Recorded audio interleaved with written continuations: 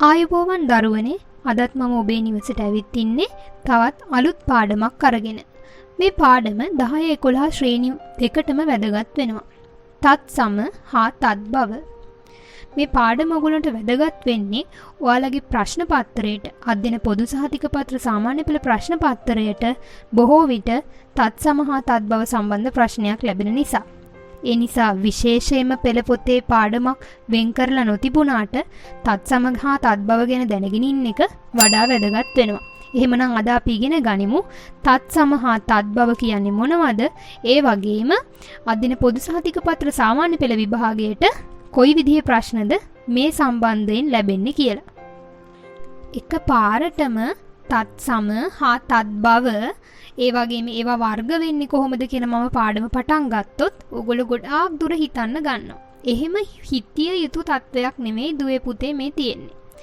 අපි අද අධ්‍යයන පොදු සහතික පත්‍ර සාමාන්‍ය පෙළ ප්‍රශ්න පත්‍රයක් ඇතුලේ කොහොමද අපිට තත් සම හා තත්බව ප්‍රශ්නය හම්බ වෙන්නේ? ඒ ප්‍රශ්නයකින්ම අපේ පාඩමට ප්‍රවිෂ්ඨ වෙමු. බලන්නකො මේ ප්‍රශ්නේ දිහා. පහත සඳහන් අ හා ආ යෙදුම් වල පළමුවෙනි වචනය සමග දෙවෙනි වචනේ නොගැලපීමක් ඇත. වඩාත් ගැලපෙනසේ පළමුවෙනි වචනය හෝ දෙවෙනි වචනය හෝ සකස් කර ලියන්න. මේ ප්‍රශ්නේ මම උපුටා ගත්තේ 2016 අධ්‍යයන පොදු සහතික පත්‍ර සාමාන්‍ය පෙළ සිංහල ප්‍රශ්න පත්‍රයේ දෙවැනි ප්‍රශ්න පත්‍රයේ පළවෙනි ප්‍රශ්න 10 ඇතුළේ. එතකොට මේ තියෙන්නේ ප්‍රශ්නේ. විශේෂ දෙසුම කියලා යෙදුමක් තියෙනවා, කතෘ වැකි කියලා යෙදුමක් තියෙනවා. ඔයගොල්ලන්ට පේනවා ඇති පද දෙකක එකතුවෙන් මේ හැදිලා තියෙන්නේ මේ යෙදුම. එතකොට අපින් ඒගොල්ලෝ බලාපොරොත්තු වෙනවා මේ පද දෙක එක්ක තත් සම ක්‍රමයට එක්ක තත් බව ක්‍රමයට මේ ආකාර දෙකෙන් එකකට ඔයගොල්ලෝ සකස් කරයි කියලා. දැන් මෙතන මාරු කරලා තියෙන්නේ පුතේ දුවේ. තත් සමත් මෙතන තියෙනවා, තත් බවත් මෙතන තියෙනවා. එක් පළවෙනි යෙදුමේ. දෙවෙනි එකෙත් ඒ වගේ තත් සම තත් බව දෙක මාරු කරලා එකතු කරලා තියෙන්නේ. ඔයගොල්ලන්ට කියන්නේ එක ක්‍රමයකට සකස් කරන්න. එක්ක තත් සම කරන්න, එක්ක තත් බව කරන්න. දැන් මම මේ උදාහරණයත් එක්කම ආපු නිසා මම උත්තරෙත් කියලාම ඉන්නම්කෝ. තත් සම විදියට හැදුවොත් විශේෂ දේශනය වෙනවා, කතෘ වාක්‍ය වෙනවා ඔය දීලා තියෙන යෙදුම් දෙක. තත් බව ක්‍රමයට හැදුවොත් අපිට පුළුවන් විශේෂ දෙසුම කියන්න, නැත්නම් කතු වැකිය කියලා කියන්න පුළුවන්. තව විශේෂ දෙසුම කියලා කියන්නත් පුළුවන් ওই තත් බව ක්‍රමයට හදනකොට. එතකොට මෙන්න මේ ක්‍රමයට කොහොමද අපි පද යොදාගන්නේ, පද ගලපගන්නේ, කොහොමද අඳුරගන්නේ, මොනවද තත් සම මොනවද තත් බව කියලා අඳුරගන්නේ, මෙන්න මේ කියන කරුණු ටික තමයි අද අපේ පාඩම වෙන්නේ.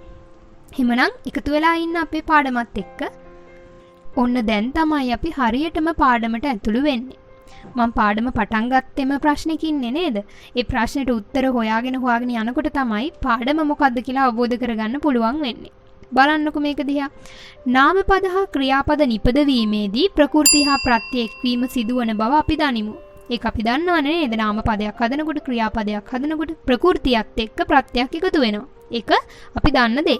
මෙම ප්‍රකෘති ප්‍රධාන වශයෙන් පහත පරිදි වර්ග වෙනවා. ඒකත් අපි දන්න දේනේ. අපි 10 ශ්‍රේණියේ පළවෙනි වාරයේදී තමයි ඉගෙන ගන්නේ නාම ප්‍රකෘති සහ ධාතු ප්‍රකෘති ගැන.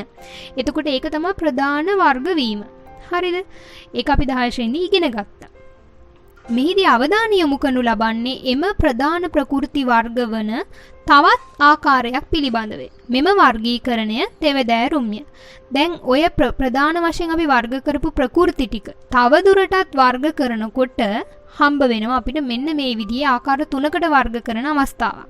තත් සම ප්‍රකෘති, තත් බව ප්‍රකෘති සහ නිෂ්පන්න ප්‍රකෘති කියලා. එතකොට අපි දැන් දැනගෙන ඉන්න ඕනේ මේ තත් සම තත් බව කියා අපිට එන පාඩම තත් සම කියන්නේ ප්‍රකෘති වර්ගයක්, තත් බව කියන්නේ ප්‍රකෘති වර්ගයක් කියලා. මෙච්චරලා දැනගෙන හිටියේ නැත්නම් ඔන්න දැනගන්න ඒ දෙකම ප්‍රකෘති වර්ගයක් බව. දැන් අපි බලමු තත් සම ප්‍රකෘති කියන්නේ මොනවද කියලා.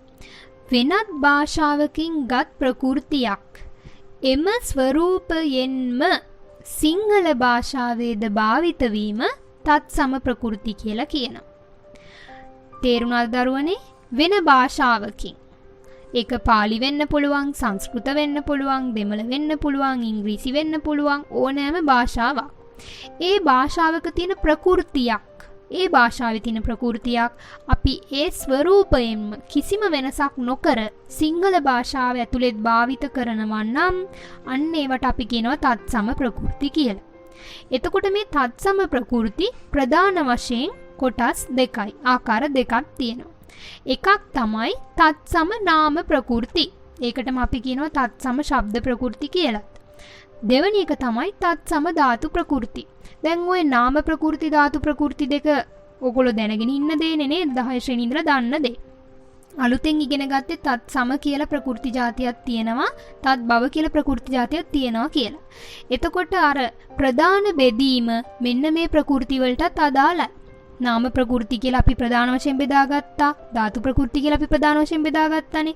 එතකොට අන්නේ බෙදීම තත් සම වුණත් තත් භව වුණත් ඒ දෙන්නටත් මේක අදාළයි. ඒ හින්දා තමයි තත් සම නාම ප්‍රകൃති කියලා එකක් තියෙන්නේ, තත් සම ධාතු ප්‍රകൃති කියලා එකක් තියෙන්නේ. එතකොට ප්‍රධාන නාම ප්‍රകൃති ධාතු ප්‍රകൃති බෙදීම මෙයාටත් අයිති වෙනවා. අපි දැන් බලමු තත් සම නාම ප්‍රകൃති කියන්නේ මොනවද කියලා. සිංහල ලේඛන ව්‍යවහාරයේදී පාලි සංස්කෘත ආදී මාතෘ භාෂා වලින් මොනවද දරුවනේ මාතෘ භාෂා කියලා අපි කියන්නේ? අපේ සිංහල භාෂාව සකස් වෙන්න මුල් වෙච්චනේ මාතෘත්වය දුන්න භාෂා. පාලි සංස්කෘත තමයි ප්‍රධාන වශයෙන් අපේ සිංහල භාෂාව සකස් වෙන්න මුල් වෙච්ච භාෂාව වෙන්නේ. ඒ අපි ඒවට කියනවා මාතෘ භාෂා කියලා. මාතෘ භාෂා වලින් හා වෙනත් භාෂා වලින් සිංහල භාෂාවට එකතු වී එම ස්වරූපයෙන්ම භාවිත වන නාම ප්‍රകൃති. ඒ කියන්නේ දරුවනේ වෙන භාෂාවක තියෙන නාම ප්‍රകൃතියක්, නාම පදයක් හදන්න මුල් වෙච්ච ප්‍රകൃතියක් ඒ ස්වරූපයෙන්ම තිබ්බ විදිහටම අපේ සිංහල භාෂාව ඇතුළේ අපි පාවිච්චි කරනවා කියන එකයි ඒකේ තේරුම.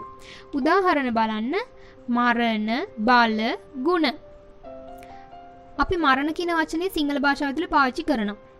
පාලි භාෂාවෙත් ඒක ඒ විදිහටම පාවිච්චි කරනවා. සංස්කෘත භාෂාවෙත් මරණ කියලා පාවිච්චි කරනවා. ඊළඟට පාලි භාෂාව ඇතුලේ බල කියන පදේ පාවිච්චි වෙනවා. සංස්කෘත භාෂාව ඇතුලේ බල කියන වචනේ පාවිච්චි වෙනවා. සිංහල භාෂාවෙත් අපි භාවිත කරනවා බල කියන වචනේ. ගුණ කියන වචනයත් ඒ වගේ. පාලි භාෂාවෙත් ගුණ කියන වචනේ තියෙනවා. සංස්කෘත භාෂාවෙත් ගුණ කියන වචනේ අපි පාවිච්චි කරනවා. ඊළඟට සිංහල භාෂාව ඇතුලේත් අපි ගුණ කියන වචනේ පාවිච්චි කරනවා.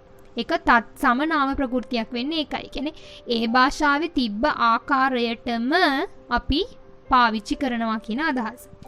දැන් බලමු තත් සම ධාතු ප්‍රകൃති කොහොමද? නාම ප්‍රകൃති කියන්නේ ඒ භාෂාවේ තිබ්බ නාම ප්‍රകൃති ඒ විදිහටම පාවිච්චි කරන එක නම් තත් සම ධාතු ප්‍රകൃති වෙන මැත්තේ මොකද්ද? ඒ භාෂාවේ තිබුණ ධාතු ප්‍රകൃති. ක්‍රියාපදයක් හදන්න මුල් වෙච්ච ප්‍රകൃති ඒ විදිහටම අපේ භාෂාව ඇතුලේ පාවිච්චි කරනවා කියන එක නේ. පාලි සංස්කෘත ආදී මාතෘ භාෂාවලින් හා වෙනත් භාෂාවලින් සිංහල භාෂාවට එකතු වී එම ස්වරූපයෙන්ම භාවිත වන ධාතු ප්‍රകൃති. ඒ කියන්නේ වෙනස් වෙලා නැහැ. ඒ ප්‍රകൃතිය ඒ විදිහටම අපි අපේ භාෂාව ඇතුලේ පාවිච්චි කරනවා. නට කියන එක පාලි සංස්කෘත භාෂාවලත් තියෙනවා, සිංහල භාෂාවෙත් තියෙනවා. අපි නටනවා කියන ක්‍රියාපදේ හදාගන්නේ නට කියන ධාතුවෙන් නේද? ඊළඟට කරනවා කියන ක්‍රියාපදේ හදාගන්නේ කර කියන ධාතුවෙන්. ඒක පාලි සංස්කෘත භාෂාවෙත් ඒ විදිහටම පාවිච්චි කරලා තියෙනවා. එතකොට ඒ භාෂාවල වෙනත් භාෂාවල පාවිච්චි කරපු ප්‍රകൃති ඒ ආකාරයෙන්ම පාවිච්චි කරනවා නම් අපි වෙනසක් නොකර අපි ඒවට කියනවා තත්සම නාම ප්‍රകൃති, එහෙම නැත්නම් තත්සම ධාතු ප්‍රകൃති කියලා. දැන් පැහැදිලි නේද? දැන් අපි යමු තත් භව ප්‍රകൃති වලට. වෙනත් භාෂාවලින් ගත් ප්‍රകൃතියකින් බිඳී සිංහලයෙහි ව්‍යවහාර වන ප්‍රകൃති. ඒ කියන්නේ මොකද්ද දරුවනේ? වෙන භාෂාවක තියෙන ප්‍රകൃතියක්. එයා නාම ප්‍රകൃතියක් වෙන්න පුළුවන්, ධාතු ප්‍රകൃතියක් වෙන්න පුළුවන්. කුමන ආකාරයේ හෝ ප්‍රകൃතියක් බිඳලා අරගෙන, කඩලා අරගෙන සිංහල භාෂාවට, සිංහල ව්‍යවහාරයට ගැලපෙන විදියට, සිංහල වහරට ගැලපෙන විදියට හදාගෙන තියෙනවා නම් අපි අන්නේවට කියනවා තත්භව ප්‍රകൃති කියලා. එතකොට මේකෙත් ආකාර දෙකයි. පළවෙනි එකේ තත් සමයකෙත් තිබුණනේ ආකාර දෙකක්, නාම ප්‍රകൃති ධාතු ප්‍රകൃති. මේකෙත් ඒ විදිහමයි. තත් භව නාම ප්‍රകൃති තියෙනවා. අපි ඒවටම කියනවා තත් භව ශබ්ද ප්‍රകൃති කියලා. ඒ වගේම තත් භව ධාතු ප්‍රകൃතිත් තියෙනවා. එතකොට දැන් අපි ඊළඟට ඉගෙන ගන්න යන්නේ මේ තත් භව නාම ප්‍රകൃති හා තත් භව ධාතු ප්‍රകൃති කියන්නේ මොනවද කියලා. තත් භව නාම ප්‍රകൃති වෙනත් භාෂාවලින් සිංහලයට බිඳිලා ආපු කඩලා ගත්ත නාම ප්‍රකෘති වලට අපි මේ නම පාවිච්චි කරනවා. දැන් ඔන්න අර කලින් නම් මම පාලි සංස්කෘත සිංහල කියලා වෙන් කරගෙන විශේෂයෙන් උදාහරණ දැක්ුවේ නෑ. ඒකට හේතුව මොකද්ද? භාෂා තුනේම එකම විදිහට භාවිත වීම. හැබැයි දැන් එහෙම කරන්න බෑ. දැන් අපි දැනගන්න ඕනේ විවිධ භාෂාවල විවිධ ආකාරයෙන් තමයි මෙයා භාවිත වෙලා තියෙන්නේ කියලා. බලන්නකො පාලි භාෂාව තියෙනවා, සංස්කෘත භාෂාව තියෙනවා, සිංහල භාෂාව තියෙනවා. මනුස්ස කියලා කියනවා පාලි භාෂාවේ. මනුස්ස කියලා තමයි නාම ප්‍රකෘති. මිනිසා හදාගන්න අපිට හේතු වෙන්නේ මිනිස් කියන ප්‍රකෘතියනේ. එතකොට මිනිස් කියන ප්‍රකෘතිය පාලියෙන් තියෙන්නේ මනුස්ස කියලා. ඊළඟට සංස්කෘත භාෂාවට යා එනකොට මනුෂ්‍ය වෙලා තියෙනවා. පේනවද? ඊළඟට යා සිංහල භාෂාවට එද්දි මොකද වෙලා තියෙන්නේ? මිනිස් වෙලා තියෙනවා. සම්පූර්ණයෙන්ම වචනයේ ශබ්ද රසය නැත්නම් ශබ්දය වෙනස් වෙලා නැහැ දරුවනේ. ඒක බැලූ බැල්මට ඔයගොල්ලන්ට තේරෙනවානේ. මනුස්ස, මනුෂ්‍ය, මිනිස්. ඒවා තියෙනවා යම්කිසි සම්බන්ධතාවයක් ශබ්දමය වශයෙන් ගත්තාම. හැබැයි වචනය කැඩිලා වෙනස් වෙලා ඇවිත් තියෙන බව පේනව නේද? ඊළඟට දෙවෙනි එක බලන්න. පාලි භාෂාවේ රුක්ක, සංස්කෘත භාෂාවේ වෘක්ෂ, සිංහල භාෂාවේ අපි කියන්නේ රුක්. ඔයගොල්ලෝ අහලා තියෙනවනේ රුක් රෝපණ දිනේ එහෙම කියලා අපි කියන්නේ සිංහල භාෂාවේ. සංස්කෘත භාෂාවේ වෘක්ෂ කියද්දි පාලි භාෂාවේ ඒගොල්ලෝ කියන්නේ රුක්ක කියලා. ඊළඟට බලන්න පාලි භාෂාව සහ සංස්කෘත භාෂාව දෙකේම වීණාව, වීණානාදය, වීණා කියලාම පාවිච්චි කරනවා. හැබැයි සිංහල භාෂාවේ අපිට තිබුණා නේද ගුත්තිල වෙන නද කියලා පාඩමක්. ඒ පාඩමේ කතා කරන්නේ වීණාවක් ගැන තමයි. මොකද්ද වෙලා තියෙන්නේ? වීණා කියන නාම ප්‍රකෘතිය ඒගොල්ලෝ සිංහලයට කඩා ගනිද්දි, බිඳ ගනිද්දි වචනය වෙනස් කරලා වෙන කියලා සකස් කරගෙන. ඒ නිසා තමයි අපිට ගුත්තිල වෙන නද කියලා පාඩමක් ආවේ. දැන් ඔයගොල්ලන්ට පැහැදිලි ඇති ශබ්දමය වශයෙන් යම්කිසි ගැළපීමක් තියෙනවා පළවෙනි පදයට එක්ක. හැබැයි වචනේ වෙනසකුත් සිද්ධ වෙලා තියෙනවා කියන එක පැහැදිලි ඇතිව. තත් බව වෙනවා කියන්නේ අන්න ඒ වගේ වෙන භාෂාවකින් අපේ සිංහල භාෂාවට එනකොට ඒ වචනේ බිඳිලා, කැඩිලා, වෙනස් වෙලා සකස් වෙනවා කියන අදහස. දැන් පැහැදිලිනේ? දැන් බලමු තත් බව ධාතු ප්‍රකෘති. වෙනත් භාෂාවලින් සිංහලයට බිඳිලා ආපු ධාතු ප්‍රකෘති තමයි අපි මේ නමින් හඳුන්වන්නේ. කලින් නම් අපිට අර නට ධාතුව, කර ධාතුව වගේ ඒවා පාලි සංස්කෘත භාෂාවලත් සිංහල භාෂාවෙත් එකම විදිහට භාවිත වුණා. ඒකනේ අපි ඒකට තත් සම කිව්වේ. දැන් බලමු පාලි සංස්කෘත භාෂාව සහ සිංහල භාෂාව අතර ධාතු ප්‍රකෘති වෙනස් වෙන්නේ කොහොමද කියලා. දැන් උදාහරණයක් විදිහට දීලා තිනවා කාද කියන ධාතු ප්‍රකෘතිය. එතකොට පාලි සංස්කෘත භාෂාවේ කාද කියන ධාතු ප්‍රකෘතිය සිංහල භාෂාවට එද්දි කා කියලා වෙනස් වෙලා තියෙනවා. කෑම කියන අදහස, කෑමෙහි කියන අර්ථය තමයි එතන තියෙන්නේ. ඊළඟට රක්ක කියලා තියෙනවා පාලි භාෂාවේ ධාතු ප්‍රකෘතිය. එයා සංස්කෘත භාෂාවට එනකොට රක්ෂ වෙලා තියෙනවා. එයා සිංහල භාෂාවට එනකොට රක් වෙලා තියෙනවා. රැකීම කියන අදහස්. දැන් අර අපිට රක්කවයි ඒ වගේ ප්‍රයෝජක ක්‍රියාපද සකස් කරනකොට කිකිලිය, ලවා, බිත්තර, රක්කවයි කියලා වගේ සකස් කරනකොට අපිට ලැබිලා තියෙනවානේ රැකීම කියන අදහසින් එතනදී. එතකොට මෙන්න මේ විදිහට පැහැදිලිව පේනව නේද? පාලි සංස්කෘත භාෂාවලට වඩා සිංහල භාෂාවට මේ ක්‍රියාපද ධාතු ප්‍රකෘතිය කඩා ගනිද්දි වෙනස් වෙලා තියෙන බව. එතකොට එහෙම වෙනස් වෙලා නම් තමයි අපි කියන්නේ තත් බව ධාතු ප්‍රකෘතියක් කියලා. ඊළඟට දරුවනේ ඔන්න වැදගත්ම කොටසට අපි එනවා. ලේඛනයේදී ඇතැම් විට තත් සම හා තත් බව වචන මිශ්‍රව භාවිත වන අයුරුද පෙනේ. සමහරක් වෙලාවට ඔයගොල්ලෝගේ එදිනෙදා ලේඛනවලදී මේ තත් සම වචනයි තත් බව වචනයි. දැන් ඔයගොල්ලෝ දන්නවනේ තත් සම කියන්නේ මොනවද? යම්කිසි භාෂාවකින් ඒ ආකාරයටම සිංහලයට ආපු ඒවා වෙනස් වෙච්ච නැති පද. තත් බව කියන්නේ යම්කිසි භාෂාවකින් සිංහල භාෂාවට ඇවිල්ලා තියෙනවා. ඇවිල්ලා තියෙනකොට එනකොට මොකද වෙලා තියෙන්නේ? ඒව වෙනස් වීමකට ලක් වෙලා තියෙනවා. එතකොට මේ අපි එක ක්‍රමයක් අනුගමනය කරන්න ඕනේ දරුවනේ. ලේඛනයේදී තත් සම නම් තත් සම, තත් බව නම් තත් බව. මේ ක්‍රම දෙකෙන් එකක් පාවිච්චි කරන්න ඕනේ. හැබැයි දැන් අපිට එදිනෙදා ජීවිතේ හම්බෙන ලේඛනවලදී මේ තත් සම වචනයි තත් බව වචනයි දෙක එකට මිශ්‍ර කරලා යෙදුම් විදියට හම්බෙන අවස්ථා එනවා. හැබැයි මතක තියාගන්න ඕනේ වඩාත් සුදුසු වෙන්නේ එක් ක්‍රමයක් භාවිත කිරීම. බලන්න මේ උදාහරණේ පළවෙනි එකේ මම ඇයි මේ කතරයක් දාලා තින්නේ? ප්‍රථම තෑග්ග. ප්‍රථම තෑග්ග. ප්‍රථම කියන්නේ දරුවනේ තත් සම පදයක්. තෑග්ග කියලා කියන්නේ තත් බව පදයක්. නේ? එතකොට තත් සම ක්‍රමයට ඔය දෙකම ලියනවා නම් හරියටම ලියනවා නම් එක්ක තත් සම ක්‍රමයට ලියන්න ඕනේ. එහෙම ලියුවොත් අපිට පුළුවන් ප්‍රථම ත්‍යාගය කියලා ලියන්න.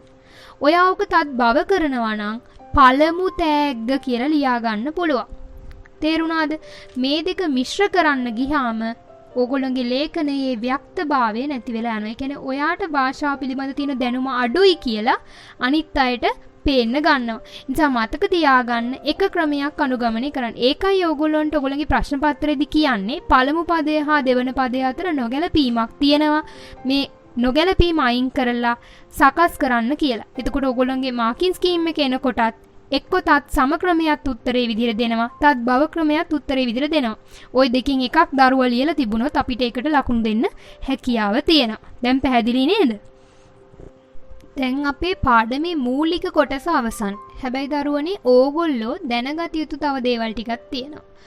පාලි සංස්කෘත භාෂා හැරුණාම ඕගොල්ලන්ට මතක ඇති අර්ථ දැක්වීමේදී මම කිව්වා පාලි සංස්කෘත භාෂා හා වෙනත් භාෂා කියලා. මොනවද මේ වෙනත් භාෂා?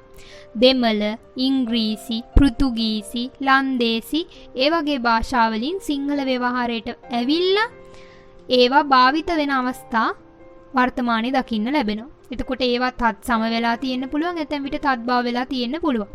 දැන් මම ඒ විදිහට අපේ සිංහල භාෂාවත් එක්ක නිතර ගැටුණු භාෂා, දෙමළ භාෂාව, පෘතුගීසි භාෂාව, ලන්දේසි භාෂාව සහ ඉංග්‍රීසි භාෂාව අපේ භාෂාවට නිතර සම්බන්ධ වෙච්ච භාෂා වලින් අපිට ලැබුණු තත් සම පද ටිකක්. ඒ කියන්නේ වෙනස් නොකර දැනටත් භාවිත කරන පද ටිකක් උදාහරණ වශයෙන් දක්වනවා. බලන්න දෙමළ භාෂාවේ ඉඩම්, පාලම්, අඩි, ආනමාලු, කාන්දම් මේවා දෙමළ භාෂාවේ වචන කිසිම වෙනසක් නොකර අපි සිංහල ව්‍යවහාරයට එකතු කරගෙන ඒ නිසා එයා තත් සම විදිහටම ඉන්නවා.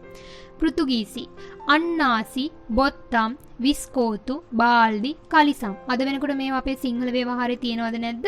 සිංහල ව්‍යවහාරය ඇතුළේ තියෙනවා. හැබැයි මේ වචන සම්පූර්ණයෙන්ම පෘතුගීසි භාෂාවට අයිති. එයා තත් සම පදයක් විදිහට වෙනස් නොවුණු පදයක් විදිහට අපේ ව්‍යවහාරයට එකතු වෙලා. ඊළඟට ලන්දේසි භාෂාව. කන්තෝරුව, ඔරලෝසු, කොකිස්, ඉස්පිරිතාල, අර්තාපල්. මේවා ලන්දේසි භාෂාවේ වචන වෙනස් නොවි තත් සම පද විදිහට අපේ සිංහල භාෂාව ඇතුලේ අදටත් භාවිත වෙනවා.